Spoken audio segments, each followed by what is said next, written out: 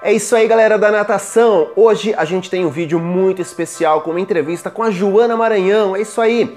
Ela vai conversar com a gente um pouquinho sobre natação e maternidade e toda a experiência dela com isso. Então, ó, já sabe, assiste o vídeo até o final, confere essa entrevista que tá muito bacana. Esse é o canal Nada Mais. Então é isso aí, galera. Eu sou o professor Rodrigo Borges, esse é o canal Nada Mais e hoje a gente tem uma entrevista com a ex-nadadora Joana Maranhão, uma das grandes nadadoras do Brasil, que conquistou várias medalhas em Pan-Americanos, em competições internacionais. E a Joana Maranhão também é mãe, ela tem um filhinho, o Caetano. Então hoje ela vai contar pra gente como foi a experiência dela, como foi toda essa transição da vida de nadadora pra vida de mãe.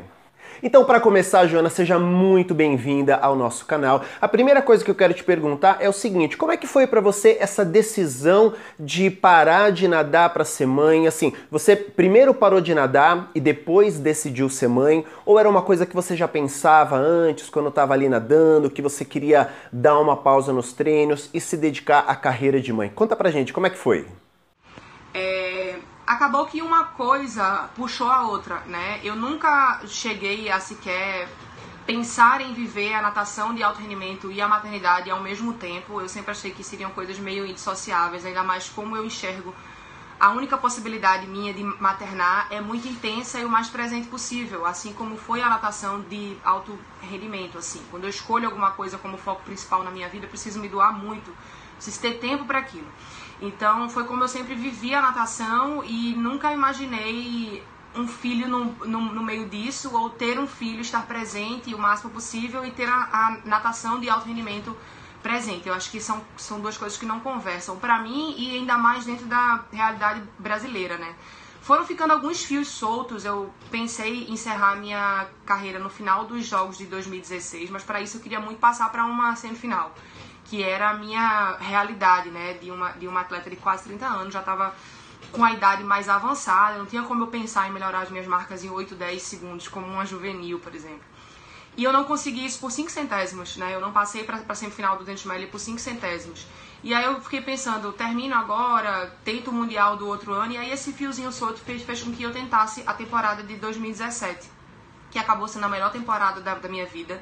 Eu melhorei todos os meus tempos, né? Fui pro Mundial, não apenas passei para semifinal do 200 medley, como fiquei em 10º lugar, quase chegando na final, batendo um recorde sul-americano que já durava desde o Mundial de 2009, daquela época dos trajes. Então eu acho que ali, quando eu conquistei aquilo, eu falei assim, acho que eu tô pronta para começar esse desmame da natação de alto rendimento, porque é um desmame, você não pode parar simplesmente. E a maternidade viria como um encaminhamento disso, né? Como um novo capítulo dessa página que eu estava virando. Eu não acho que você tem como virar a página, Joana de alto rendimento, pum, foi, acabou. Eu acho que nada funciona desse jeito. Então eu fui tirando férias, diminuindo o ritmo dos treinos, ainda analisando se eu realmente estava pronta para parar.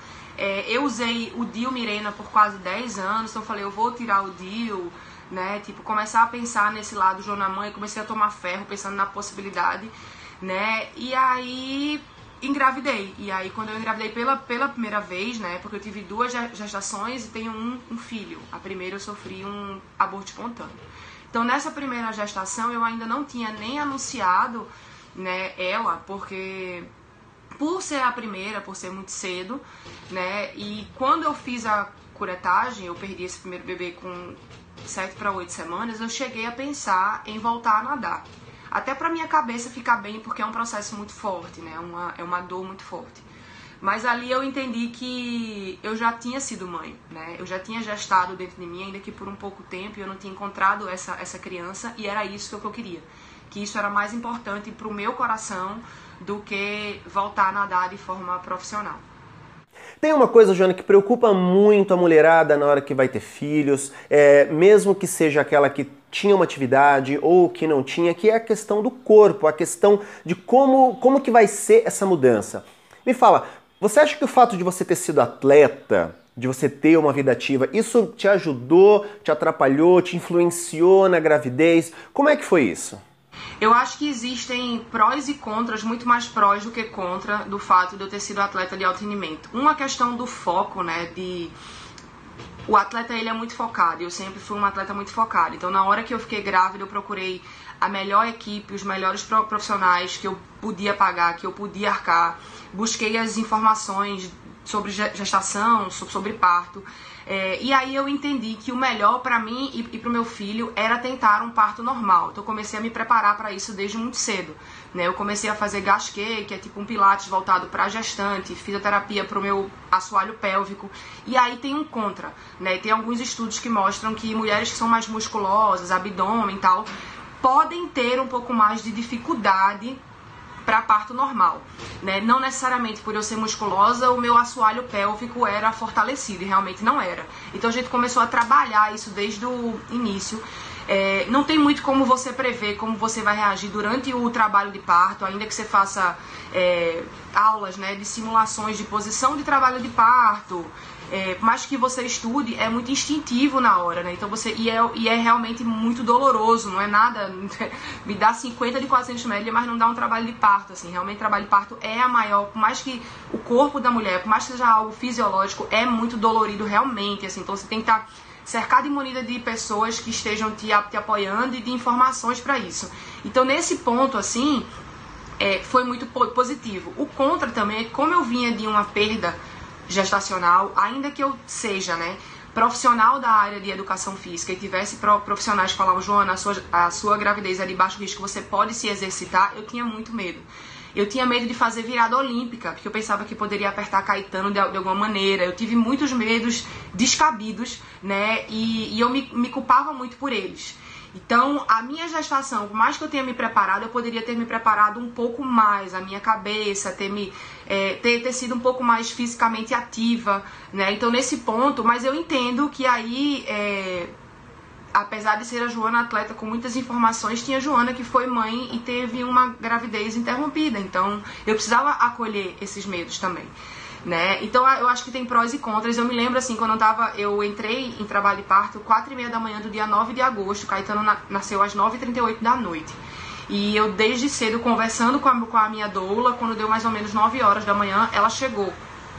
E ela via que quando a contração vinha, eu fechava o meu olho, porque me foi ensinado que quando tem dor a gente contrai, isso é pior. Então você tem que tentar expandir o seu corpo e respiração ajuda. Então eu tentava a todo momento fazer isso e eu me lembro dela comentar assim, olha a concentração de atleta. Durante a contração eu fechava o meu olho, eu ficava muito concentrada, tentando ver aquilo como uma onda. E eu me lembro dela falar isso, assim, que tipo, ela não precisava fazer nada, que eu tava lidando com aquilo e isso via muito da minha concentração de atleta, né? Eu apertava muito a mão dela, apertava muito a mão do meu marido, mas vinham pensamentos assim de que eu não ia conseguir parir porque é uma dor muito grande, mas eu não verbalizei aquilo, né? E isso é muito do atleta também. Algumas vezes você tá num treino, uma competição que não sai, você não verbaliza, não quero mais, eu não aguento mais. Aquela frustração tá dentro de você, mas você sabe lidar com aquilo. Por ser atleta, você aprende a lidar aquilo, o que é um pensamento momentâneo, o que eu posso transformar. E eu me lembro de muitas vezes durante o trabalho de parto pensar isso. Teve um momento, quando a gente chegou, que Caetano bradicardizou, né?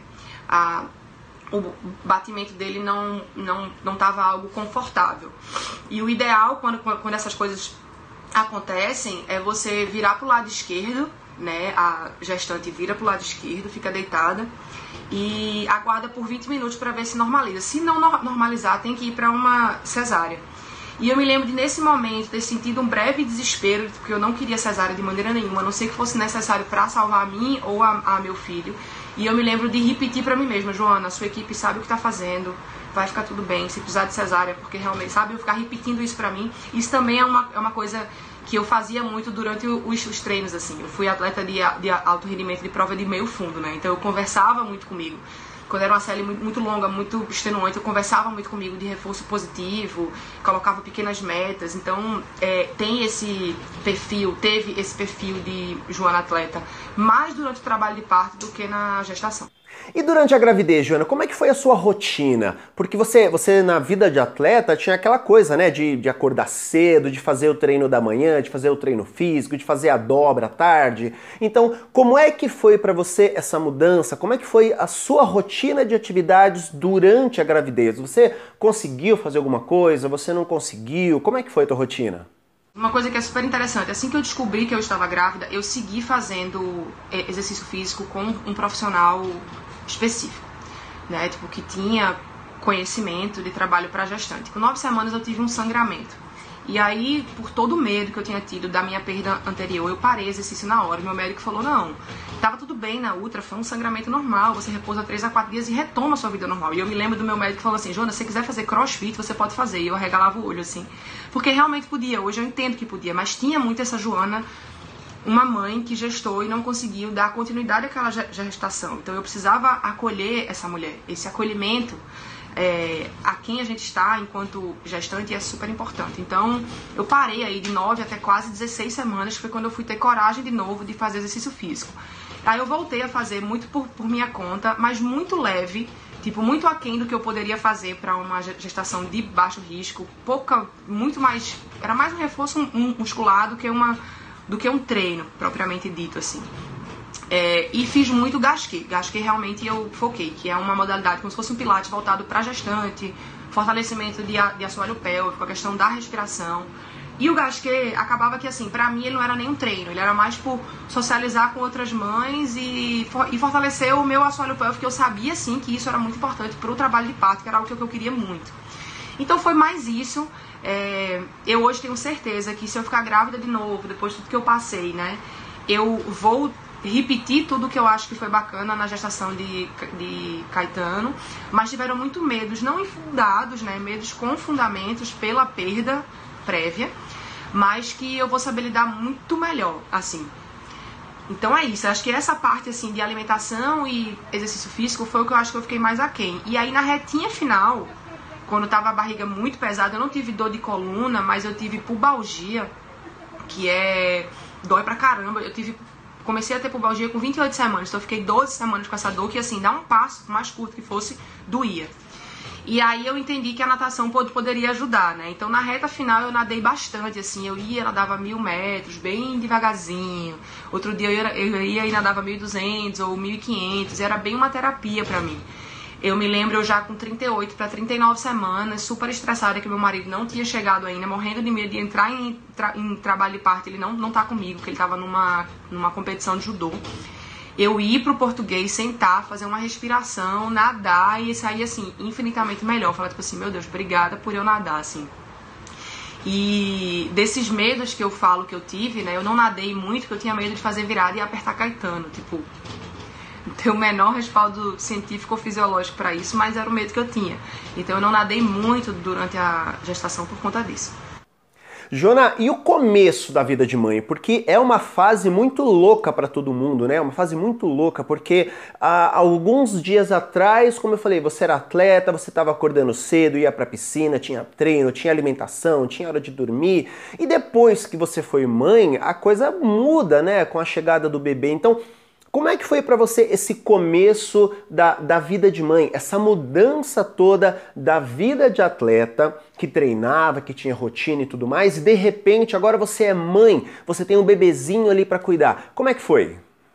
A maternidade, por mais que você estude como eu estudei, leia muito, hoje em dia tem muita informação gratuita pra gente, então não precisa ser só a tua equipe, os profissionais que estão com você, tem muitos Instagram e blogs e estudos aí pra você entender.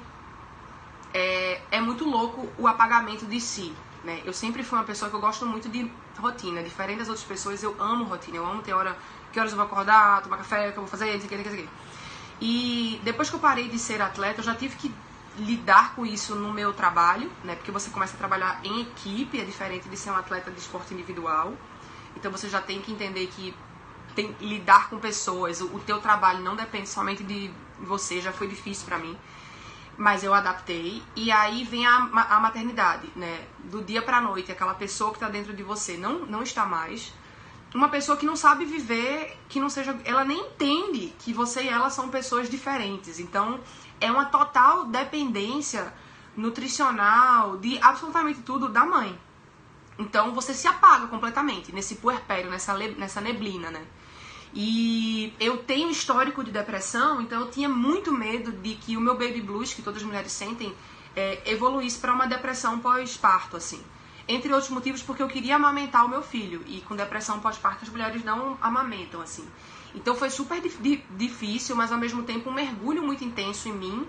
E um desapego. Eu tive que me desapegar da Joana que eu era. Eu sinto muita saudade da Joana que tinha controle sobre tudo. Por exemplo, para gravar esses vídeos aqui eu precisei de alguém que fosse brincar com o Caetano para poder me dar. Eu não tô gravando vídeo na hora que eu gostaria. Eu gostaria de ter gravado em outro momento, mas é um momento que dá por conta dele, porque ele demanda de mim, seja pra amamentar ou pra brincar, o que for. Então, esse apagamento de si é muito louco, porque você acha que você tem controle, por mais que durante a gestação você vai perdendo esse controle, porque tem um ser ali dentro crescendo, às vezes você quer fazer as coisas, está muito cansado, não consegue conta da barriga, enfim, você ainda é você, com o filho dentro, mas ainda é você, depois não é mais. Né? E a privação do sono é algo que enlouquece, assim, qualquer um. E isso pra mim é o mais difícil. Não foi engravidar, não foi trabalho de parto, não é a amamentação. A privação do sono é algo que não tem como a gente explicar, assim. As mães são heroínas, eu fico pensando muito assim, mulher que tem um filho atrás do outro, como que consegue, né? Eu fico pensando, não é possível, acho que as crianças dormem. E não dormem, nenhuma criança dorme, não é fisiológico que um bebê durma a noite inteira, né? Eles vão acordar, seja para tomar fórmula ou amamentar, assim. Então é assustador esse apagamento de si, mas esse apagamento de si também te traz a possibilidade de ser uma outra pessoa, de se enxergar de uma outra maneira, né? Você enxerga o mundo de uma maneira diferente e você tá em alerta 100% do tempo. Uma mãe tá em alerta 100% do tempo. Quando o bebê nasce, você fica alerta para ver, tá respirando no berço, a coberta não tá aqui, será que pode sufocar? Quando o teu filho ganha autonomia, que é a fase que eu tô com meu filho, o ambiente todo, você começa a ver todas as possibilidades do que é que pode dar errado e que possa vir a machucar o teu filho de alguma maneira. Então é um estado de alerta contínuo, que eu pensava nos primeiros meses que eu fosse relaxar um pouco mais com o tempo. Não, vai só se transformando. Porque depois vão vir outras e outras e outras preocupações, né? Então é esse padecer no paraíso aí que as mães falam que a gente faz assim, mas a gente só entende mesmo quando a gente é mãe. E o teu retorno às atividades depois da gestação? Porque todo aquele trabalho que tem no começo de cuidar do bebê, muitas vezes toma muito tempo, toma a tua rotina, assim, muda completamente a tua vida. Então como é que tá sendo isso? Você conseguiu voltar a treinar? Você está conseguindo conciliar a sua vida de mãe com as suas atividades físicas, com o seu treino, com o seu trabalho? Dá para conciliar isso? Como é que está sendo para você conciliar tudo isso? Essa é a pergunta de $1 milhão. É o que eu me pergunto todos os dias. Como que eu vou conseguir, se é que eu vou conseguir em algum momento da minha vida, ser mãe, trabalhar e treinar, que são 3 coisas que são super importantes para mim. Né? Todos os dias eu tento, todos os dias eu falho, às vezes eu consigo, mas não da maneira que eu quero. E eu acho que o que eu preciso entender é que da maneira que eu quero é impossível, porque o dia tem 24 horas e eu sou mãe, né? Se já era difícil antes, imagina agora. Mas não é fácil lidar. Ainda que eu até já tentei pegar um quadro assim e colocar tal hora isso, tal hora aquilo, não funciona, porque tem uma criança, as crianças não funcionam com essa rotina, não agora. Então eu preciso muito desse apagamento, assim, né? Esquecer essa Joana tão focada em rotina, Joana atleta que tinha seletiva tal dia, agora é essa fase de treino, agora faz aqui, agora o treino de perna, agora o treino de braço. Não existe mais isso, né? Muitas vezes é entender que esse tempinho que eu tenho pra fazer exercício físico, pra nadar 3 km ou pra ir pra academia, é precioso. E ao invés de eu interpretar aquilo como, puxa, eu não estou fazendo como eu queria, puxa, eu consegui fazer. Então é algo que eu venho trabalhando dentro de mim, né? O trabalho é super difícil, porque eu e Caetano ficamos 7 meses, 6 meses de licença, mais um de férias, juntos, eu e ele o tempo todo. E aí, do nada, eu começo a sumir de casa e voltar 8 horas depois com o trabalho. Então a rotina de sono dele desandou completamente, ele passou a acordar 6, 7 vezes durante a noite. E o teu trabalho, isso não interessa. Ainda que o teu filho acorde 6, 7 vezes na noite para pedir por você, você tem que trabalhar 8 horas por dia. Então, obviamente, sem dormir e trabalhando, eu não tinha energia para treinar. Então, às vezes, esse triângulo, ele não fica certinho, né? Mas é algo que eu vou tentando, eu vou seguir insistindo. Semana passada mesmo, eu consegui nadar 4 vezes na semana. E fiquei um pouco frustrada, porque eu consegui nadar 4 vezes, mas não consegui fazer nenhum treino físico. Mas aí eu converso comigo, pô, Joana, mas você conseguiu nadar 4 vezes por semana, né? É muita coisa. Então, é mudar esse olhar, assim, né? Ao invés de sofrer porque as coisas não estão saindo exatamente como eu quero, comemorar porque pelo menos elas estão acontecendo da melhor maneira possível. Joana, e você quer deixar um conselho para essa mulherada? Porque que dica que você daria para quem já nadou e é mãe e quer voltar? Ou para quem tá nadando e tá pensando em ser mais? Você dá alguma dica? Eu fico super preocupada com essa coisa de dar conselho, porque a maternidade vem recheada de conselhos e de pitacos e no final muitos deles não dão certo simplesmente porque cada maternidade é única, assim. O que eu posso dizer é relatar a minha própria vivência ou apontar a vivência de outras mulheres que foram mães e voltaram.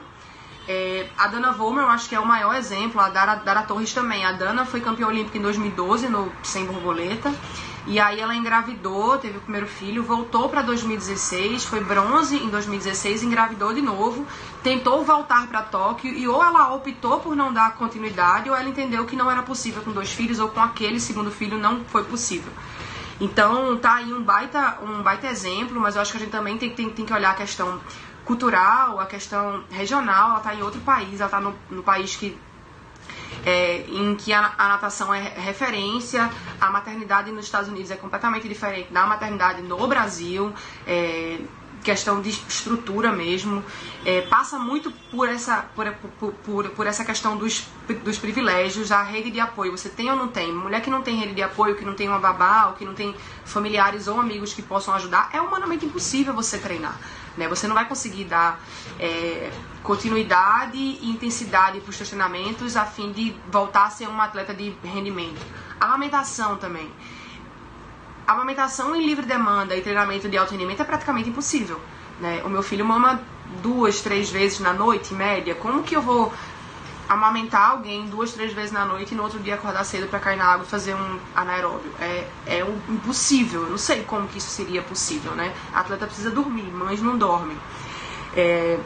Mas o que eu posso dizer é que talvez você não reencontre após a maternidade a natação de alto rendimento como ela era, mas você encontra de uma maneira muito prazerosa.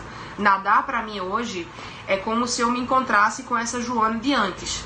E dá muita saudade. Como eu falei, eu tenho muita saudade da Joana de antes. Apesar de não querer trocar a vida que eu tenho hoje e o meu filho por absolutamente nada, eu sinto saudade de quem eu era antes. E tá tudo bem, é absolutamente normal. Então, às vezes que eu consigo nadar, é muito positivo. É um encontro gostoso, assim.